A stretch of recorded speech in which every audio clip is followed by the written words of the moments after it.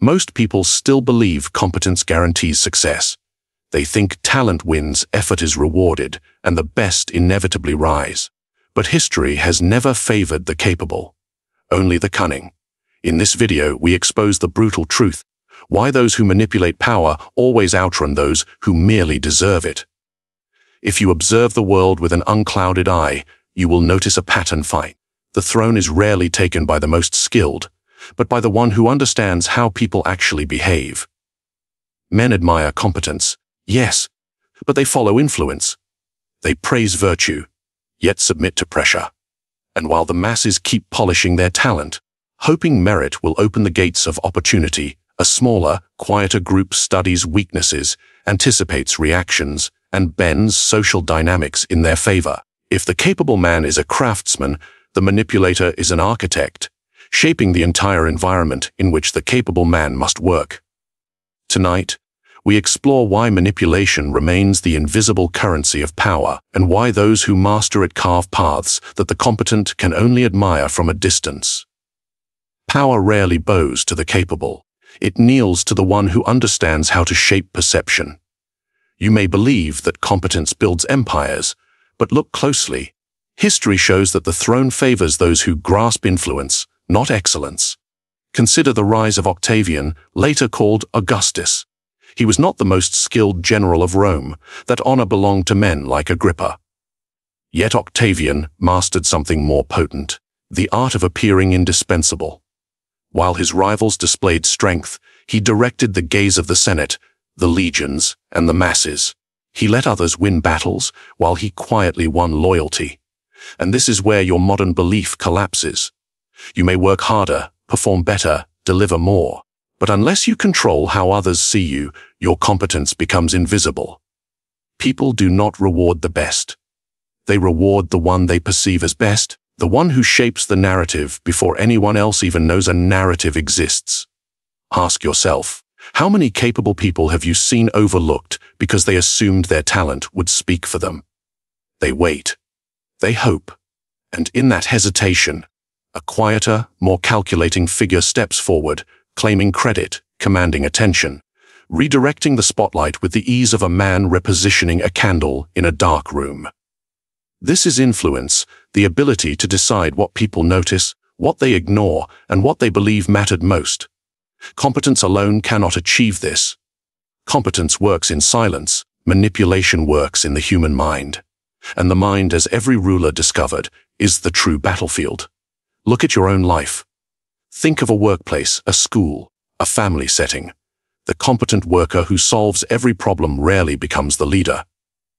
Instead, the one who manages impressions, who knows when to speak, when to stay silent, when to feign confidence, when to display humility, ascends with far less effort. Why? Because people judge by appearances, not results. They follow what they feel, not what they analyze. And the manipulator understands this instinctively. He does not outwork you. He outpositions you. Competence is a sword, influence is the hand that guides the blade. And a blade without a guiding hand is merely metal waiting to be seized by someone bolder. If you wish to rise, you must stop relying on the purity of your skill. Skill does not create power. Perception does. Authority does. The subtle ability to shape what others think you are capable of. This, more than any achievement, secures your position. So ask yourself another question. Do you want to be valued, or do you want to be followed? The capable receive praise. The influential receive obedience. And power is built not on admiration, but on compliance. Influence redirects the flow of opportunity toward you. It ensures that your name is whispered in the right rooms long before your competence is ever examined. It transforms you from a participant into a force that shapes outcomes. And this is why influence outweighs ability. Ability creates solutions, but influence creates advantage. And advantage, once gained, multiplies itself. Remember that people cannot see inside your mind. They cannot measure your intelligence, your discipline, or your experience. They judge what is presented to them, often unconsciously. This blindness is your weapon if you choose to wield it. But here lies the twist: influence is not deception. It is arrangement. It is the deliberate organizing of impressions, expectations, and emotional cues so that others arrive at the conclusion you intended. You are not forcing belief. You are guiding it, just as a strategist guides an army through terrain the enemy never fully understands. And once you understand this, you stop playing the game of the competent and begin playing the game of the powerful. You become the one who decides whose work is seen, whose mistakes are forgiven, whose voice is amplified.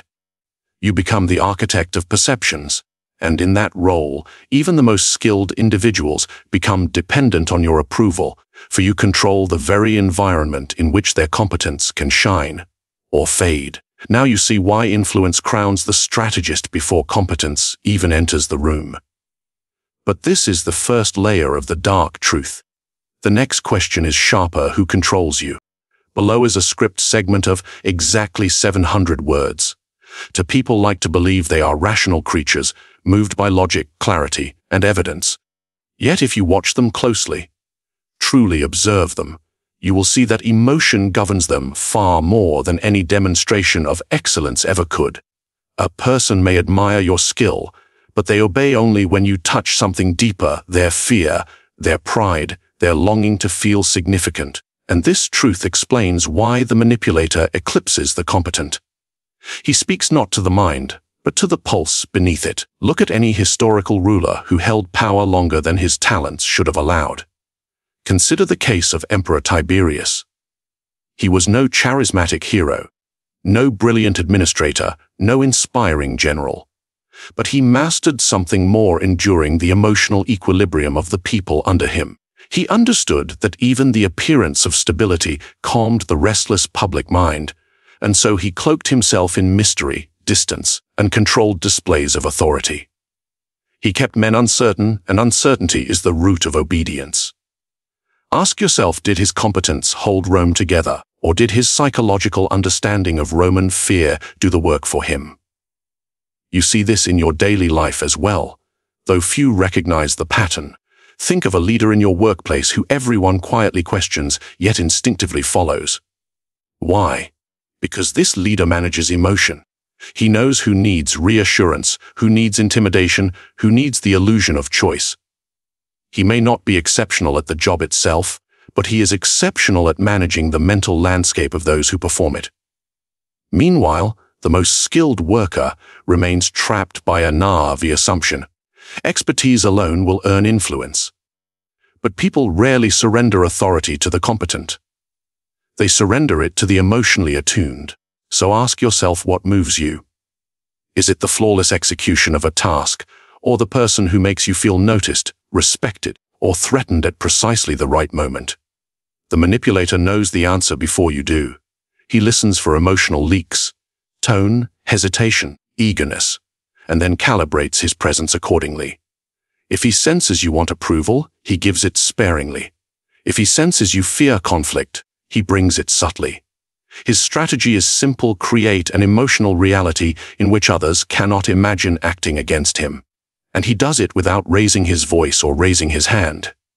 He simply raises the stakes inside your mind. Consider the way successful cult leaders operate. They do not persuade with doctrine, they persuade with emotion. They use isolation to weaken resistance, repetition to soften doubt, and belonging to forge identity. Competence in theology or philosophy means little. Their true talent is emotional manipulation, precisely targeting the insecurities of their followers and presenting themselves as the cure. It is a dark craft, but a revealing one. Humans will abandon logic long before they abandon the search for comfort, certainty, and meaning. This dynamic extends to politics, relationships, business, and even friendship. The one who understands emotional triggers holds the strings. Watch a skilled manipulator during a disagreement. He never argues facts. He aims directly at the feeling behind the facts. He reframes, redirects, destabilizes, and then soothes. In doing so, he creates a controlled loop in which the other person becomes dependent on his validation. You may have seen this firsthand: a partner who apologizes too quickly, a coworker who flatters strategically, a leader who weaponizes calmness while others panic. They are not competing on competence.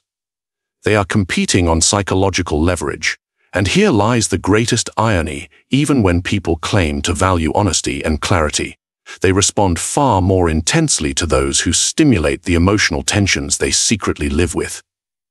Manipulators understand this, which is why they invest their effort not in improving themselves, but in studying the weaknesses of others. Competence solves external problems, manipulation solves human ones. And humans, as every strategist knows, are the gateway to power. So the question is no longer whether people obey emotion over excellence. They do. The real question is this: do you want to remain at the mercy of emotional forces you barely recognize, or will you learn to command them before someone else commands you? The answer becomes clearer in the next keynote.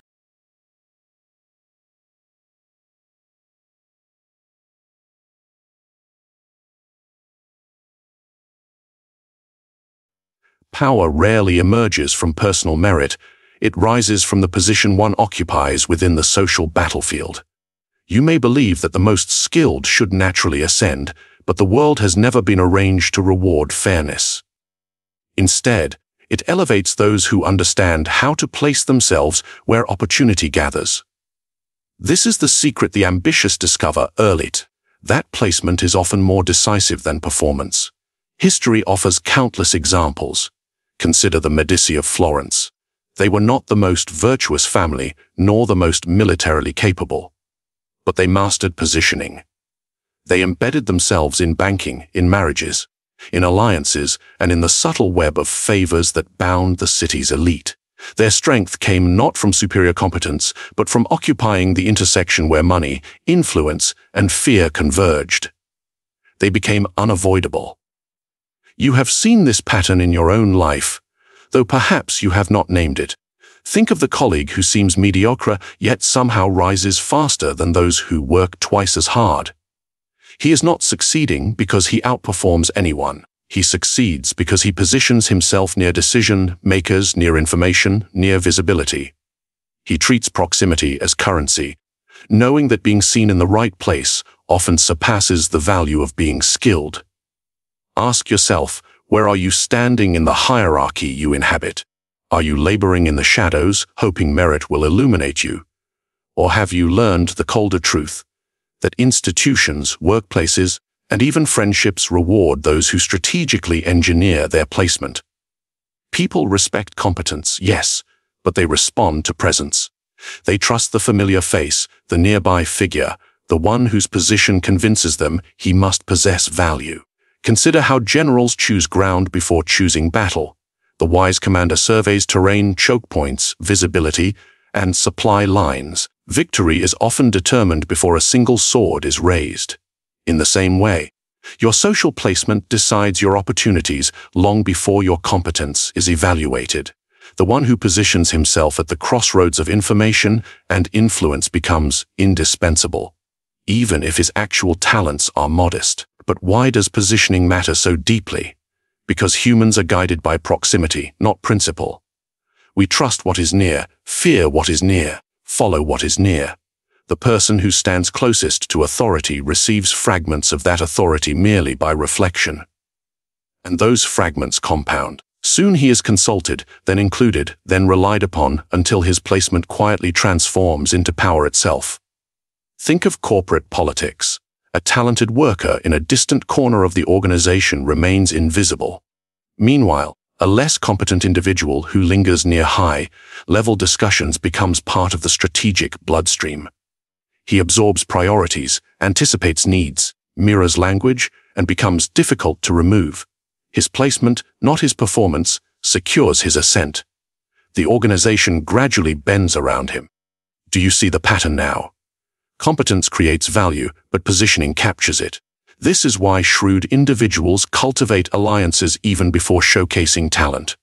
They understand that proximity to influential figures offers protection, visibility, and momentum. And momentum, once acquired, becomes self-reinforcing. People assume importance where they perceive importance. Position becomes prophecy. So ask yourself, where must you stand to become impossible to ignore? What alliances must you forge? What environments must you abandon? Your future is not shaped by how skilled you are, but by where you place your skill. Stand in the wrong location, and talent evaporates. Stand in the right one, and even modest ability becomes amplified into authority. And yet, this truth holds one more layer, one far more unsettling. When you understand how much placement dictates power, you must confront the final question. If your position determines your destiny, then who is quietly arranging the positions around you? Perhaps you believe you stand where you do by chance. Perhaps you imagine that your current environment, your relationships, your proximity to power emerged organically. But rarely is this true. Power reshapes the board long before the pieces understand the game. Someone benefits from where you are positioned. Someone gains from your distance, your closeness, your visibility, or your obscurity. To continue, you must ask yourself a sharper question: are you arranging the board, or are you being arranged? The answer determines whether you rise or vanish.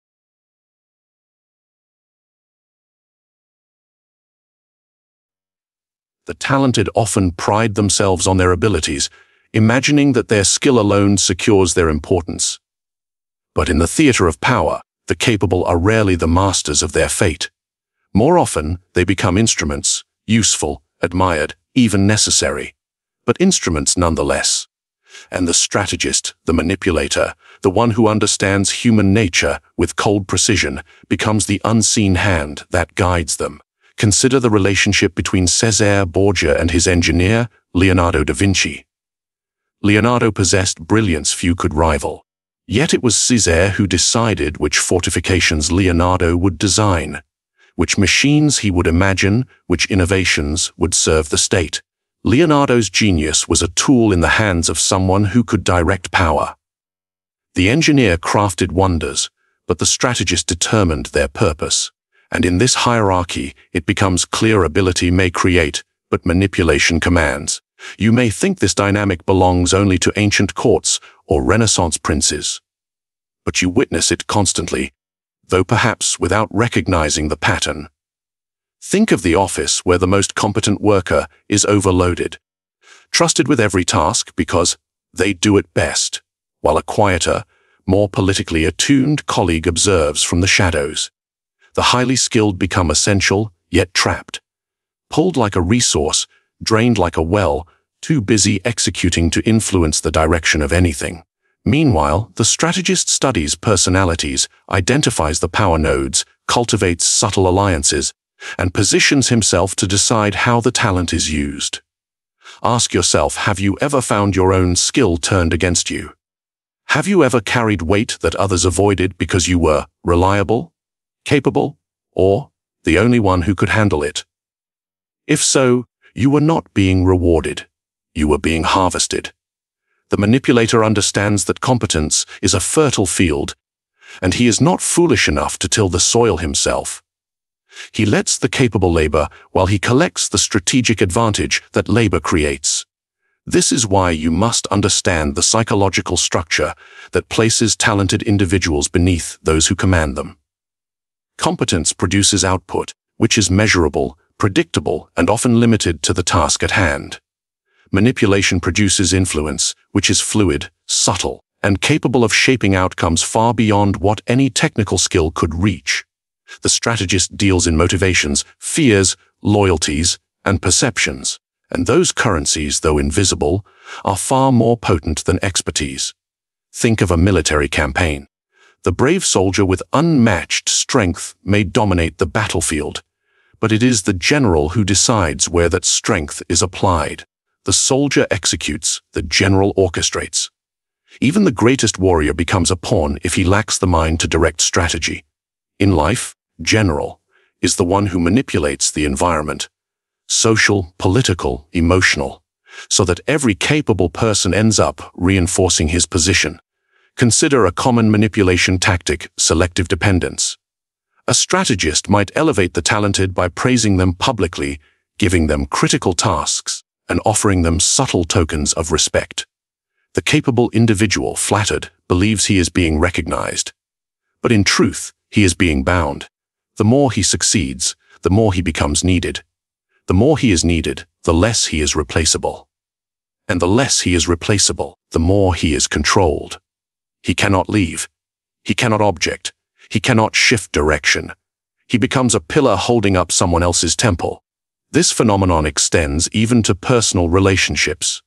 One partner may be emotionally skilled, the other practically skilled. The practical partner handles responsibilities, crises, logistics. The emotional strategist handles decisions, tone, direction. One builds the structure, the other defines its purpose. Both may think the relationship is balanced, but power quietly accumulates in the hands of the one who guides the mood, not the one who solves the problems. So ask yourself the unsettling question, are your strengths serving you or serving someone else? Are you the architect of your path or the instrument through which another architect achieves theirs? This is the danger hidden in competence. Without strategic awareness, your talent becomes an anchor, a leash disguised as praise. Those who manipulate understand that controlling capable people is more efficient than competing with them. But once you see this clearly, another realization begins to form. One that sharpens like a blade in the dark if you are being used as a tool who forge the hand that wields you. The next keynote reveals exactly how that hand shapes your reality. Power does not belong to the one who performs best, but to the one who shapes belief. Reality may dictate events, yet narratives dictate loyalty. And in every age, the individuals who control interpretation rise above those who merely demonstrate competence.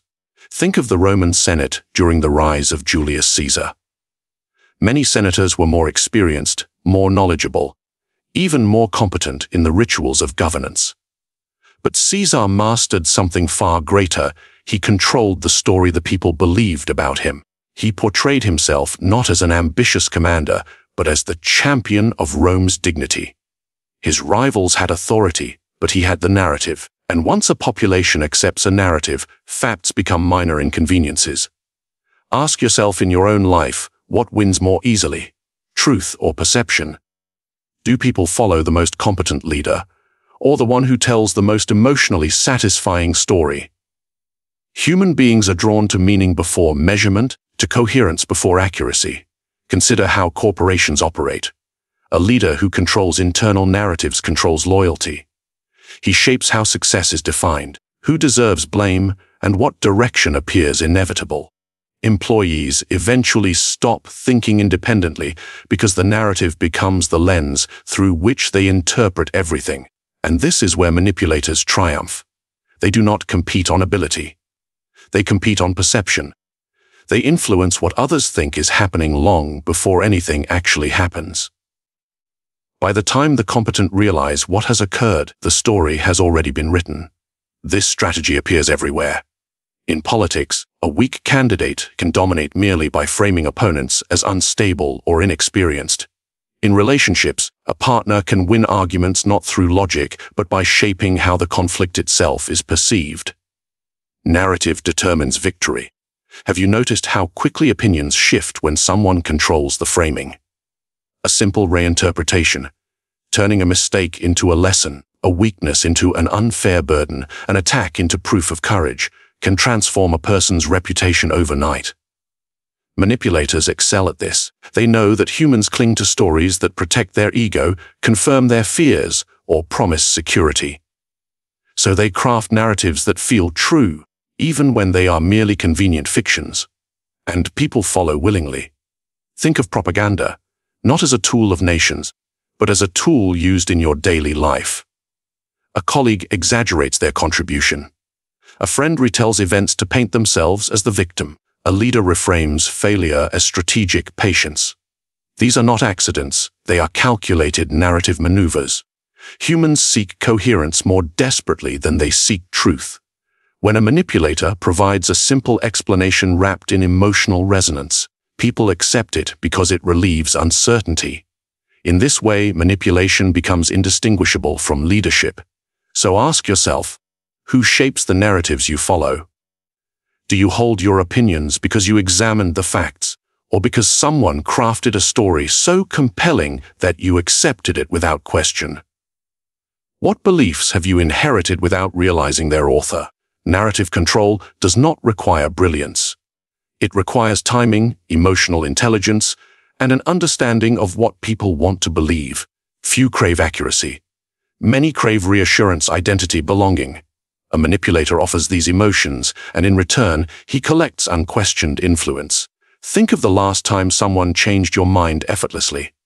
Did they present data, or did they present a feeling? Most likely, they framed the issue in a way that resonated with you emotionally. And without noticing, you adopted their interpretation as your reality. And this leads to the ultimate truth: the one who controls narratives does not need to control outcomes directly. People act on the world according to the stories they believe. Influence the story, and you influence the action. Influence the action, and you shape destiny. But here is the unsettling question you must confront. Are you crafting the narratives that guide your life, or merely accepting those crafted for you? If you do not seize narrative control, someone else certainly will. Someone whose interests may not resemble your own. So look carefully at the beliefs you defend, the opinions you repeat, the stories you champion with conviction. Ask yourself who benefits from your certainty. Ask who planted the seed.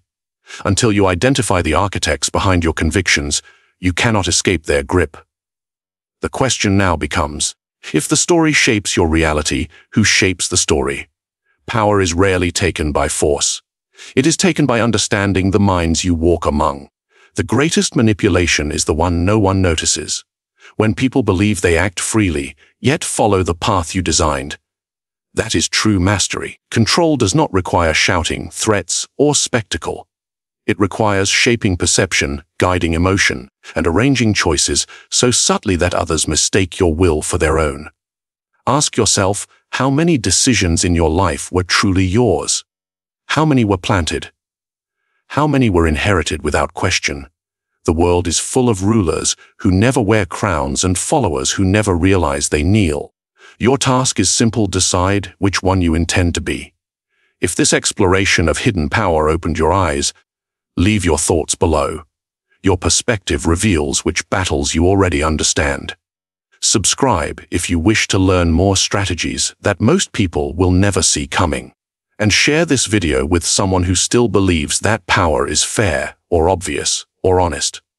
Let them learn what you now know.